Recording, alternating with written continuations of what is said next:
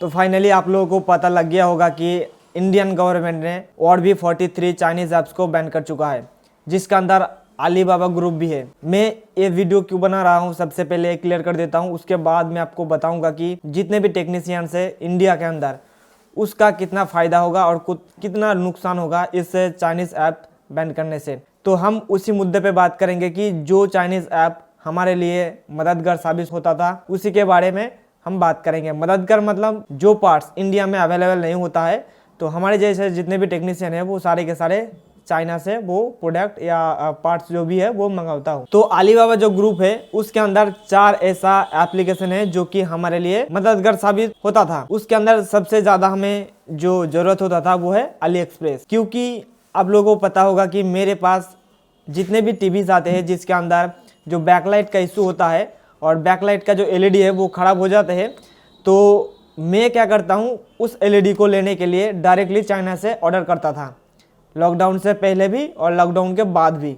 लेकिन अभी जो इंडियन गवर्नमेंट ने जो चाइनीज़ ऐप बैन कर चुका है, जो कि अलीबाबा एक बहुत बड़ी कंपनी है चाइना के अंदर जो 1 नंबर पोजीशन में है, जो कि जो बहुत सारे जो पार्ट्स है वो अवेलेबल कराता है। अलीबाबा जो एप्लीकेशन था वो बल्क में डील करता था और अलीबाबा में जितने सारे जो प्रोडक्ट या पार्ट्स अवेलेबल होते थे उसी चीज़ को रिटेल में बेचने के लिए अली एक्सप्रेस यूज़ होता था। आप सभी लोगों ने देखा होगा कि मैं लगभग 2 साल से वीडियोस बना रहा हूं, तो 2 साल 3 साल से वीडियोस बना रहा हूं, तो मैंने बहुत सारे ऐसा प्रोडक्ट है अली एक्सप्रेस से मैंने मंगवाया था। उसके बाद अभी भी मेरे जो बहुत सारे प्रोडक्ट यानी कि लगभग 4 से 5 प्रोडक्ट अभी भी मेरा जो है अली एक्सप्रेस से ऑर्डर किया हुआ है, अभी तक मेरे पास पहुँचा नहीं है, वो रास्ते पे है। तो वो सारे प्रोडक्ट का क्या होगा, इन सारी चीज़ों के बारे में आपको क्लियरिटी दूंगा। तो देखिए दोस्तों, चाइनीज़ ऐप बैन हुआ है सिक्योरिटी रीजन के वजह से, ना कि उसका बैड सर्विस की वजह से। सिक्योरिटी रीजन का मतलब है कि जो भी डिटेल्स हम लोग अली एक्सप्रेस ऐप जैसे है उसके अंदर हम डालते थे, जैसे कि हमारा एटीएम का डिटेल्स, उसके बाद हमारा जो एड्रेस है वो, उसके बाद हमारे बैंक खाते का जो डिटेल्स है वो अली एक्सप्रेस के अंदर हमें डालना होता था कोई भी चीज़ या कोई भी प्रोडक्ट को परचेस करने के लिए। तो जो अली एक्सप्रेस का जो ओनर है वो क्या करता था कि हमारे जो इन्फॉर्मेशन है वो लेके जो चाइनीज़ गवर्नमेंट है उनको दे देता था, वो भी बिल्कुल फ्री में दे देता था। तो ये क्या होता था कि हमारे जो सुरक्षा है उसके लिए बहुत ही खतरा पैदा होता था। उसमें क्या होगा कि जो चाइनीज़ गवर्नमेंट है वो हमारे डेटा को इकट्ठा करके वो जानना चाह रहा था कि हम लोग किस टाइप का है, क्या हम चाइनीज़ के लिए लड़ सकता हूँ, या अगर चाइनीज़ के साथ हमारा जो युद्ध हो जाए या और हो जाए तो हम लोग उसके लिए तैयार हूँ या नहीं। तो इन सारी चीज़ों के बारे में वो पता कर रहा था, इसीलिए हमारे गवर्नमेंट ने वो चाइनीज़ सारे ऐप्स को बैन कर दिया, जिसके अंदर अली एक्सप्रेस भी है, अलीबाबा भी है, अली सप्लायर भी है, अली पे कैशियर भी है, जिसके लिए हमारे सबसे ज़्यादा इस्तेमाल होता था अली एक्सप्रेस। तो देखिए, हमने जितने भी प्लेस ऑर्डर किया हूँ वो जितने भी पैसा हमने पे किया था अली एक्सप्रेस वालों को, तो वो सारे के सारे रिफंड हो जाएगा, जिस अकाउंट से वो हमने पेमेंट किया था उसी अकाउंट पे आ जाएंगे। तो इसके लिए आपको ही एक चीज़ करना होगा, क्या करना होगा कि आपके जो ऑर्डर किया हुआ है अली एक्सप्रेस ऐप के ज़रिए उस ऐप के अंदर जाना होगा।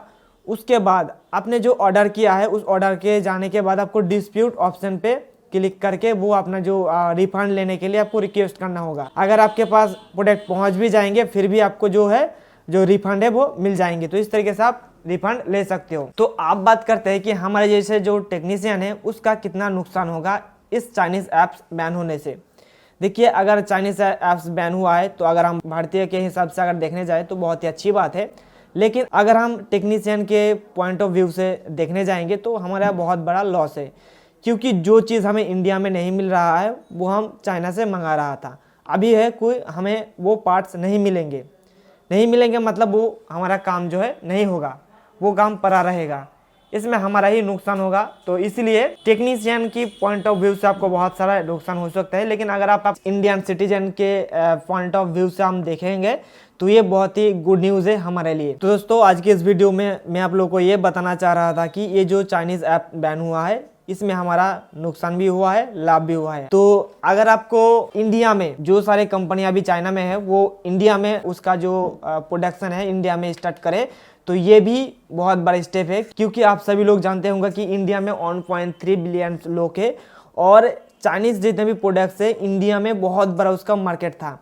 अगर जो कंपनी और जो टीवी पार्ट्स चाइनीज़ में यानी कि चाइना में वो मैन्युफैक्चर कर रहा था, अगर वो इंडिया में सेल नहीं कर पाएंगे उसका प्रोडक्ट तो कितना ज़्यादा लॉस होगा।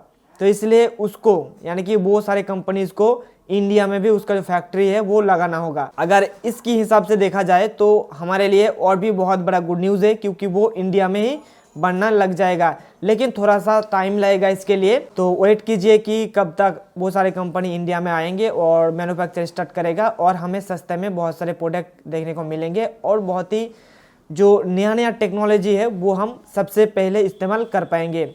जैसे कि हमारे पास जितने भी बोर्ड्स आते हैं वो सारे के सारे पहले चाइना में वो असेंबल होता था, मैन्युफैक्चर होता था, उसके पास सबसे पहले पहुंचता था। उसके बाद हमारे पास बाद में आते थे, या हमारे पास जितने भी सप्लायर्स है, जो भी इंपोर्टर है, जो चाइना से डायरेक्ट हमारे यहाँ पे बल्क में लेते थे, वो सारे लोग क्या करेंगे कि इंडिया में ही जो मैन्युफैक्चरिंग हब है वो सेटअप करके इंडिया में सारे कुछ बेचना स्टार्ट करेंगे।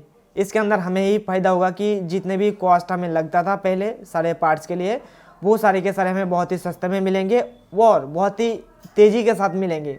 जैसे कि कुछ भी पार्ट्स हम अगर अली एक्सप्रेस के जरिए ऑर्डर करते थे, वो 30 दिन 60 दिन, किसी प्रोडक्ट तो मुझे 90 दिन के बाद भी मिला है, तो वो इतना ज़्यादा जो गैप है डिलीवरी का वो बहुत ही कम हो जाएंगे। आपको 5-7 दिन के अंदर या 10 दिन के अंदर आपका जो प्रोडक्ट है वो मिल जाएंगे और बहुत ही सस्ते में। अगर मेरे हिसाब से बोला जाए तो ये बहुत ही गुड न्यूज़ है। तो दोस्तों आपको पता चल गया होगा कि अगर चाइनीज़ ऐप बैन हुआ है तो किस लिए बैन हुआ है और इसके हमारा जो क्या क्या नुकसान हुआ है ये भी आपको पता चल गया होगा।